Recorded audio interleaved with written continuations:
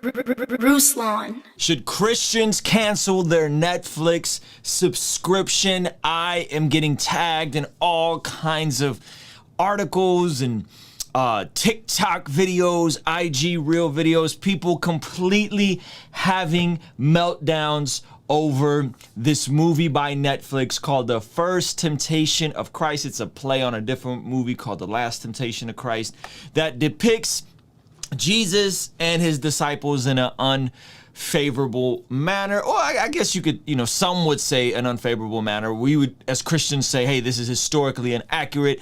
This is blasphemy. This is not okay.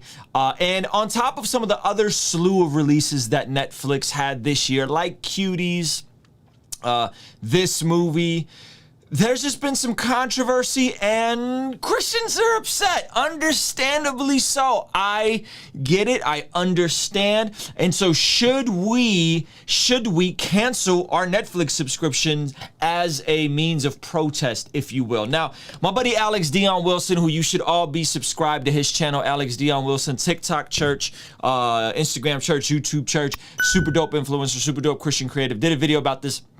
His was really brief to the point, and I appreciated his perspective. And he basically more or less just said, listen, it's a Romans 14 issue. It's a conscience issue. It's a, hey, if you feel convicted about watching Netflix because they have this on their channel, on their network, well then, you should go ahead and cancel it, right? And then he's like, me and my family, we're about to watch this other show. And his reasoning was basically more or less, hey, all of these platforms have sketchy stuff on them, whether it's Spotify, whether it's TikTok, whether it's YouTube, everybody has something problematic on their platform. So if we're going off of the lowest common denominator and that is how we're choosing to engage culture, I think that could be problematic. I would agree with that, but I'll take it a step further.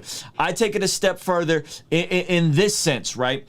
If we as believers truly value free speech, not just free speech when it's convenient for us, but we truly value, those of us that are Americans, this freedom of expression, freedom of the press, right? The ability to express ourselves. If we truly value it, that can't just be when it's convenient and in our favor, right? Because when the mob is canceling people, then we start acting like a mob because we're offended. We are then reinforcing the very same cancel culture that is going to come after us at some point, just giving the sheer volume of how quick we are to try and protest. Now, so I think some of these videos in terms of folks just completely being hysterical, crying, Netflix, how could you? It's just like, come on, it's over the top. In my opinion, listen, this movie's dumb. I'm not watching it. That's the choice we all get. We get the choice to not watch stuff that we don't want to support. Just like you get the choice to not listen to certain music on your Spotify or be on YouTube and not consume certain information. You get that choice. So to say, hey, we're just going to do away with Netflix because they put out Cuties this year and they put out this movie called The First Temptation of Christ, which is just super, blasphemous, more or less. It's kind of weird to want to then go and cancel them while we're complaining about cancel culture. And if we really are people who want freedom, well then, hey, I think we should want freedom to be even against us sometimes, freedom of expression to be against us sometimes, because then it could create healthy dialogue. So if I'm standing for people's First Amendment right to have free speech, I can't just do that for Christians. I got to do that when people make fun of Christians because I want the right to then push back and have the freedom to push back. I think that is one of the dope things about, being in this country, being in the West. So I think that's very interesting. That's very problematic. That's pretty hypocritical, in my opinion, to want to cancel something. It's just weird, right? That's just weird. Now, if you want to cancel Netflix, you go ahead and cancel Netflix. That's between you and whatever you want to do. But that's just, to me, that just seems odd. I will also say that I think us wanting to monitor and police what people are saying about us is very suspicious. If you look at what's going on with Act 17 Apologetics, is a YouTube channel I'm a friend of. He's been getting a ton of censorship, we'll just say that word. I'm trying not to have my video demonetized. He's been getting a ton of censorship because he goes at a specific false religion on his channel, and that false religion has now been identified as a protected class, and therefore any speech that makes them feel negatively considers them gives them the right to, if anything that makes them feel negative, it gives them the right to push back and say anything said about them negatively is hate speech.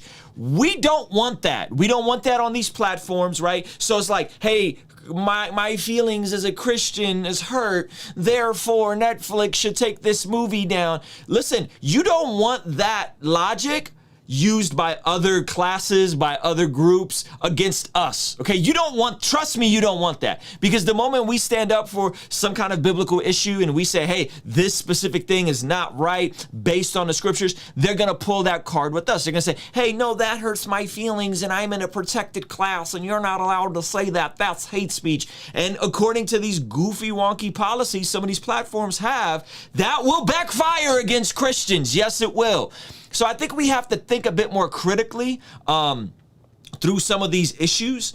Shout out to Liam. Trey Van Camp said, don't be Pharisees to the Pharisees. That's a great point. I think we have to be very careful with how we're engaging this. And I'll take it another layer deeper. I think how we engage with protecting our image and however we want to be viewed in society, I do think this is some of that fundamental influence from the religious right and the historical fundamentalist Christianity movement in America that's now blurred the lines and says, hey, culture doesn't get to critique us and we're going to remove ourselves from culture, and any critique that culture has of Christianity, we're going to just be livid and upset and irrational and erratic and just emotional, right? And I think that's some of that is influence too. If you guys don't know what I'm talking about, go watch my video with John from What Do You Mean, us reacting to the video of Phil Visker, who was an originator of VeggieTales, and we talk about the history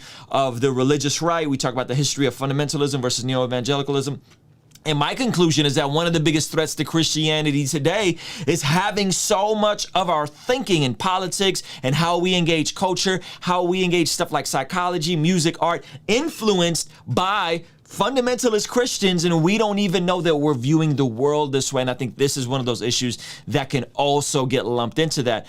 We get so easily offended that we want to just outright cancel people because we feel like they've crossed the line. But again, we wouldn't want that same logic extended to us. I just think there's a lot of hypocrisy here. So please, guys, I appreciate everybody who follows me on social media. Do follow me on Instagram, and I do respond to almost every single DM, but don't tag me in stuff like this. Like, some of this stuff is just nonsense where people are crying, you don't like Netflix, don't watch Netflix. I'm not watching this on Netflix.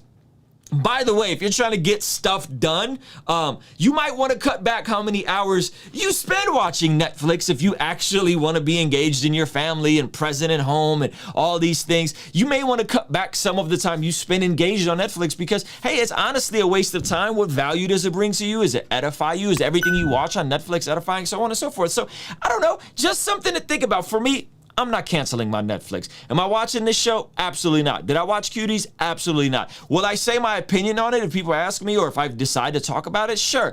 But this is a satire. This is such utter nonsense. These are people who are not saved and not regenerated, acting like people who are not saved and not regenerated. Why do we expect them to have any type of moral compass in how they're engaging with things of the scriptures and the gospel and the history of Jesus? Why? Why are you expecting spiritually dead people, zombies, to act like they're alive? That's not in scripture, okay? 1 Corinthians 5, Paul makes it very clear we are not to judge those who are in the world. That is not our responsibility. We are to judge those in the church, okay? So hopefully that gives you guys some context to the situation. Completely my opinion. This is a Romans 14 issue. If you feel this strongly against it, go ahead and cancel it. Go get PureFlix. I don't know, man, but I'm not canceling my Netflix. And I don't even spend that much time on Netflix. And by the way, if you're watching Netflix 30, 40 hours a week, which some of you are, the average person, they say, watches TV about 20 to 30 hours a week. That's an entire part-time job. That's an entire part-time hustle. If you aren't happy with where you are in your life financially, if you're not happy with where you are in your life relationally, and you're spending 20 to 30 hours a week, that's the average in America. If you're spending 20, 30 hours a week watching Netflix, there might be something wrong with you, and maybe you do need to cancel Netflix, but not for this reason, for a whole nother reason. Let me know what y'all think about this. I really am curious about this topic. Leave a comment with your thoughts, all that good stuff. All right? Peace.